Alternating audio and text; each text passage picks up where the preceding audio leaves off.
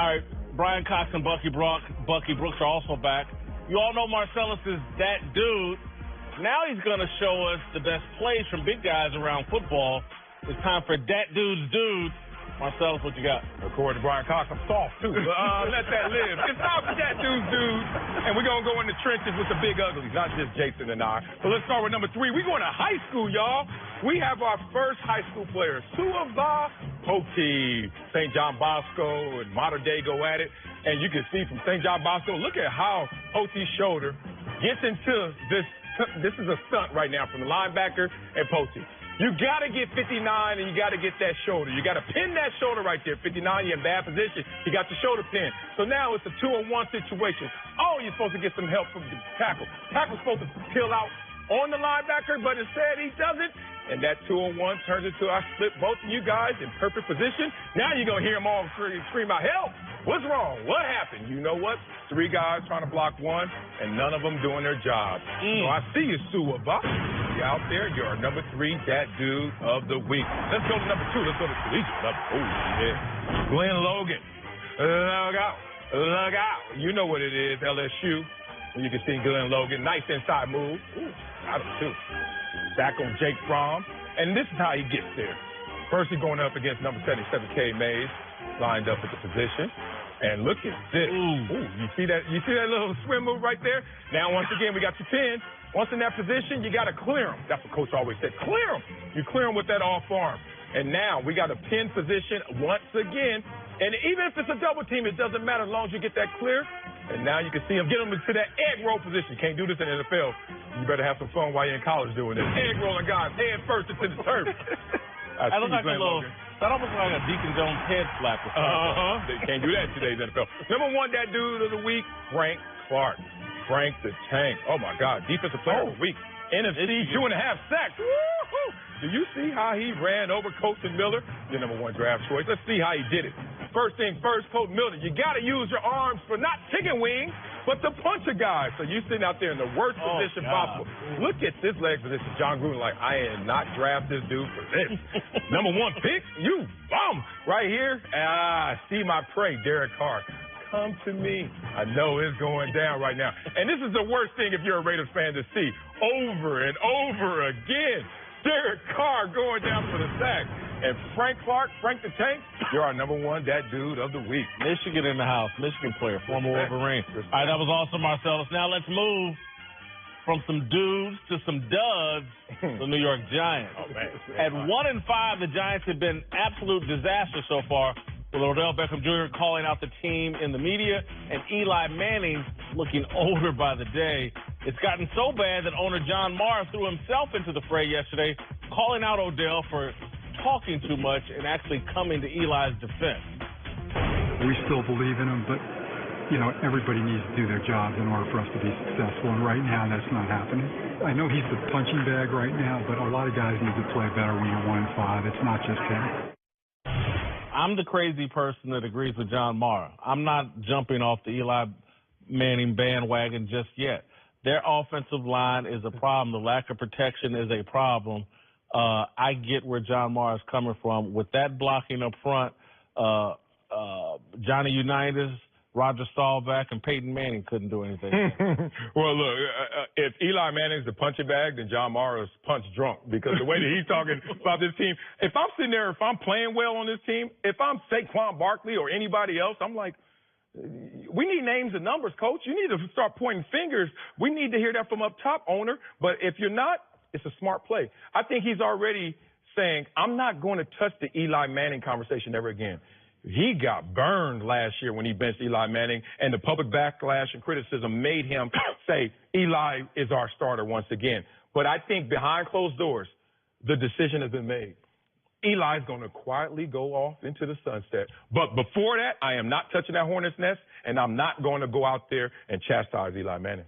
Well, I agree with you, but why is the owner saying it and not the head coach?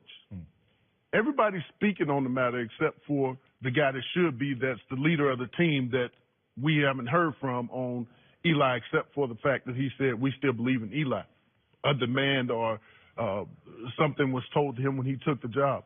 Like, to me, the owner doesn't have a choice but to say we believe in Eli. What else can he say? Oh, he's a bum. We need to get somebody. Who's he gonna get? Yeah, it's too late in the season. He got to ride that wave and let Eli make his $20 million and ride off into the sunset. And I've always been, hard on the Mannings, but Peyton Manning, I could never say it when he played, but he was much better than I ever thought. I don't think Eli is as good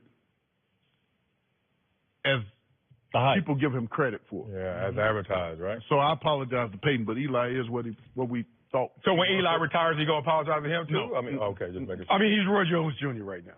That's who he is. He's the old Roy Jones Jr. We are still holding on to the nostalgia of him being a two-time Super Bowl MVP, but Eli Manning can't play anymore. He hasn't been able to play really over the past 3 or 4 years. And Odell Beckham Jr. really saved his career when he was drafted in 2014 because it sparked that offense.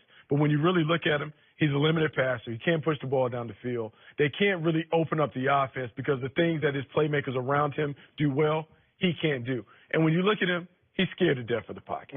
He's scared. Whenever he gets close, he falls down. And I know his brother, Peyton Manning, they did that so they didn't take hits. But for him, it's over. And everyone has tried to tell the Giants that Eli Manning can't play. Jerry Reese, Ben McAdoo, now you have the players. At some point, they got to listen to it. Everybody. Who's worse, Bucky, honestly? And I know you watch a lot of film. Who's playing worse, the offensive line or the quarterback for the Giants? I mean, they're all bad. The offensive line certainly Who's worse? Done them in favor. Eli Manning is worse. Than the offensive line. Eli Manning is worse. Wow. Eli Manning is worse. Eli Manning doesn't have a punch. Like, there's nothing that he does that strikes fear in the defense. And even though they're bad up front, we blamed everybody. So we got Eric Flowers out. We put new people in front of him. We've done all the other stuff. At some point, we got to look at number 10. Yeah, and you know what? To his brother's credit, when we used to face the Colts, and many a times, I mean, Tariq Glenn aside, they didn't have great guys up front. But you know who was the best offensive lineman there? Peyton Manning. And his smart and his arm and getting rid of the ball. You have your best pass rush move. Peyton Manning's like, no, that didn't work. And he was just smart enough to manipulate the defense. Eli's even lost that trait. But beyond the physical issues that he has now, he can't push the ball down the field. He can't strike fear. He can't throw it outside the numbers. You can't even manipulate the defense anymore because you're not smart enough or you're not courageous enough in the pocket to just get rid of it. The word you just said, and Bucky alluded to it earlier, courageous. He's afraid. And he's trying to it goes back to what I said about Dan Marino a long time ago. Dan at about 44 said, I could still throw the ball with anybody in the league. I just don't want to get hit. Eli has to come to the place where he realizes that it's over. And he doesn't want to take a hit. He's never been the toughest guy. And he's invented the hook slide. He'd throw the ball with his back turned and would complete some of them, but he's never been courageous in the pocket, and it's starting to show. Bottom line, I think what y'all are saying, and I'm not even going to disagree anymore, is just like there's so much money to be made by playing. That's why he's out there. Right. It's about the $20 million he's collecting. If it were back in your day, he would have walked away if he's getting paid $2 million or whatever. But at $20 million, and they're going to let you keep. I don't think it's just money with him. I think that legacy matters. I think protecting that legacy. He's tarnishing his legacy. Well, protected in the sense that he's a Manning. Beyond two-time Super Bowl MVP, and I'm heralded as a New York Giant, I'm also a Manning. Like, they don't want to let that go because once he lets it go, what's next in terms of that? So there's a little bit of that brotherly pressure, that family pressure that keeps him going back out there because obviously his heart and his spirit is not being. I'm not a Hall of Fame voter, but I'm in the media. He's hurting his Hall of Fame legacy with the way this is ending. I don't think he could hurt his legacy because those 2 Super Bowl championships in New York and the numbers that he put up. Looks like he got carried there. All right, thanks, Brian. Thanks, Bucky. Coming up, Charles Barkley says the Celtics are more talented than the Warriors. But are they really a threat to beat the champs? Steven Jackson tells us what he thinks. Hey!